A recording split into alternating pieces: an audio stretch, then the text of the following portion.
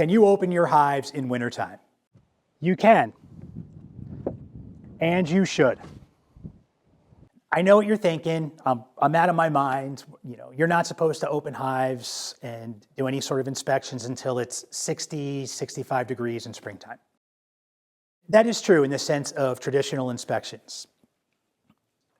I'm not suggesting you go out there and start pulling frames out of your hives and performing any sort of manipulations.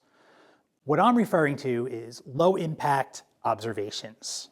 Just by standing behind your hive and looking down on top of the frames is going to provide you with so much information that will be very valuable to you during your first inspections come springtime.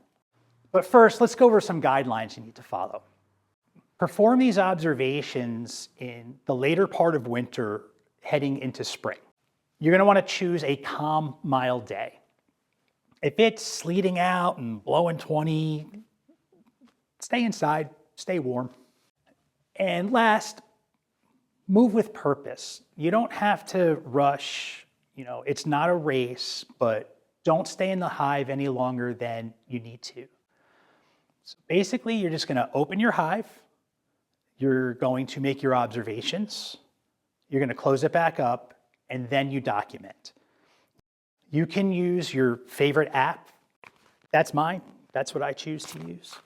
No matter what you choose to use, make sure you save it, protect it, because that valuable information is going to be brought out with you into the bee yards during your first spring inspections when it is the appropriate time to inspect hives.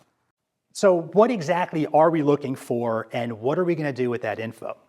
By this time of year, the bees are in a spring configuration.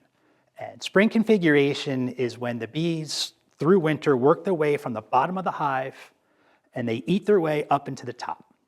So when you pop those lids off, you're going to see the top of the cluster. And you can get a very good idea of how big that cluster is just by counting the seams of bees. Anything with 7 or more seams of bees, I count that as a strong hive.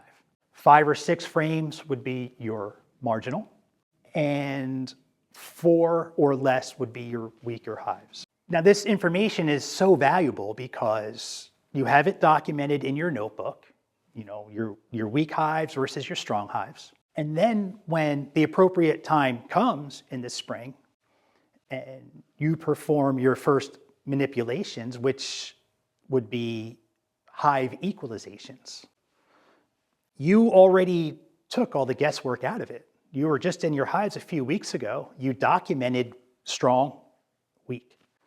I think this technique will make things a lot simpler for you and just remove a lot of the stress of those early inspections and manipulations. I know it did for me. I was always pretty stressed those first few years when it came time to equalize hives. I would go to a hive. I wouldn't know if it was strong or weak. I'd inspect. I have nothing to compare it to.